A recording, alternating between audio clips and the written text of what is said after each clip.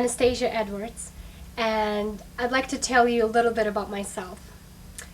Well, where would I start? Let's see. I was born in St. Petersburg, born and raised. St. Petersburg, not in Florida, in Russia. And my mom raised me by herself because my parents divorced when I was about 2. And my mom, very supportive and absolutely wonderful, very strong individual. And I would drive her completely nuts when I was about 5 or 6 because I would actually dance at bus stops. I would sing while on public transportation, and I would do make-believe concerts in my own apartment every single week with my girlfriends. And of course, all of them wanted to be a princess and play characters like that. So I ended up playing a horse or a dog, a puppy, or a prince, and characters like that. So, but I was very happy just, to be in front of the audience and experience all that. And it was very serious too, like we had a curtain and tickets. And so my mom said, there's only one place for this gal, the performing arts. So I've spent about 8 years of my life singing, dancing, ballet, jazz, modern, acting at the St. Petersburg Musical Theater, which was absolutely wonderful experience, which I probably will never forget.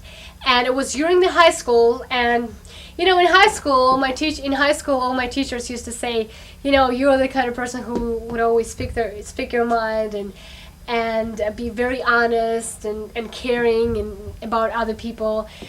And after I graduated from high school, I wanted to study at that academy. And a lot of people from all over the world wanted to study in that place. It's called St. Petersburg Theater Academy. But I just knew there was no way I could ever be accepted because they had about 600 people for one place, and they would accept only 18. So I was, thinking, and I thought, what the heck? I mean, what are they gonna do? Just kick me in the pants and throw me off the curb? That's it. So I went in there and I actually got accepted. And that was huge for me because I built up my confidence and I knew that this is it. That is a career that I want to do for the rest of my life. So I told my mom, pack up your bags and we're moving to the United States. And we moved to Chicago because there was only one person we knew in Chicago, in the whole state, in the whole, country.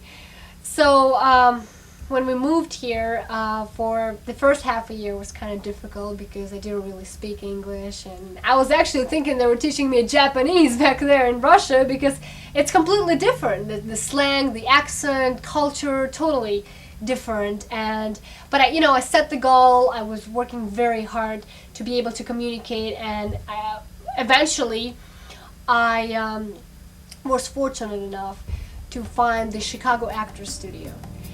And that was a place where I'm actually a student right now at the time. And that was a place that gave me so much experience and training, and I got those skills to be able to be out there. And actually, there was a place where I met my husband. He's actually also an acting coach. And I starting out auditioning, going out to audition, and I was winning, and I was in a couple commercials and modeling and just recently I got cast in a big feature film called Writer's Guns, and I'm very excited about that. I saw your project just recently, and I was very, as an actress, I'd like to stretch out my craft and challenge myself constantly. So that was a very interesting project to be involved in, and I know that when I work on something, I put all my heart and my soul, and I work 110%. So, plus it's in Boston, and you know, it looks like Europe. I heard a lot about that it looks like Europe, and I've never been there before, so I'd love to, you know, visit the state. And you know, I can talk about myself on and on and on and on, so why don't we meet? Thank you.